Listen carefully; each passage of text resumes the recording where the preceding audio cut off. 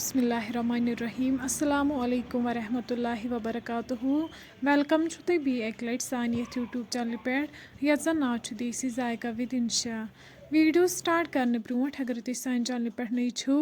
सान YouTube channel करो subscribe video करो लाइक तो शेयर भी दीजिए पन फीडबैक आज बनाओ इस ٲلوٕ मोंजि यमिच रेसिपी बह तुह शेयर कर तो करो अजुक वीडियो स्टार्ट रेसिपी बनाने खतर निमित ٲلوٕ बीस निमित नील मरचांगन ٲلवन देल थोमुत तुलित अम पत बनाओ लकट लकट पीसेस युथु लकट लकट पीसेस मकलाओ बनयित अम पत करो वन अत निच निच कल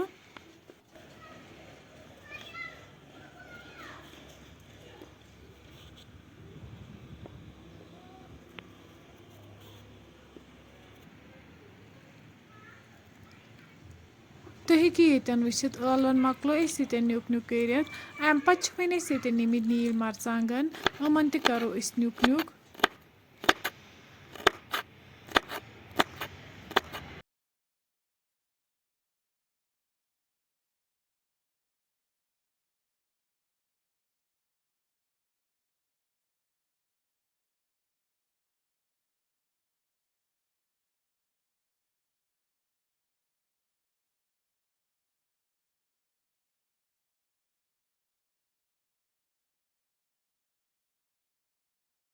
वन त्रो मरचांगन ٲلवन मज अम पत करो वन अत यह आब सोरे डिस्कार्ड अम पत त्रो वन अत मज बेसन चमचे बी त्रो वन अत मज कॉर्न फ्लोर चमचे नून चमचे तो मरचांगन चमचे यम सारी इंग्रेडिएंट्स करो वन यन असल पे मिक्स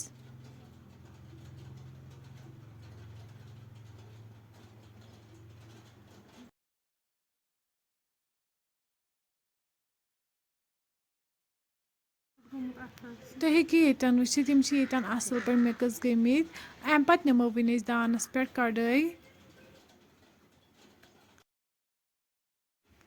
वन त्रो अत मज तील युथु गरम गि अत मज त्रो वन यह बैटर करो असल पे फ्राई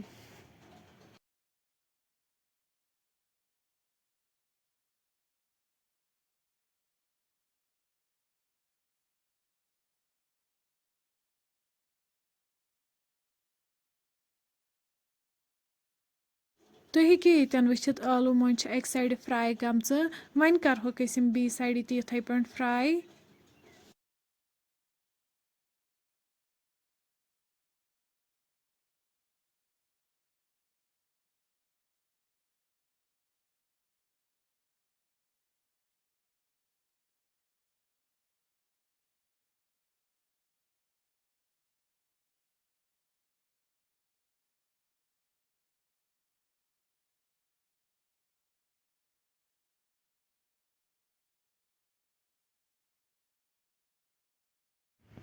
माशाअल्लाह तुम हेकि यन वुचित सन अजिच रेसिपी बिल्कुल तैयार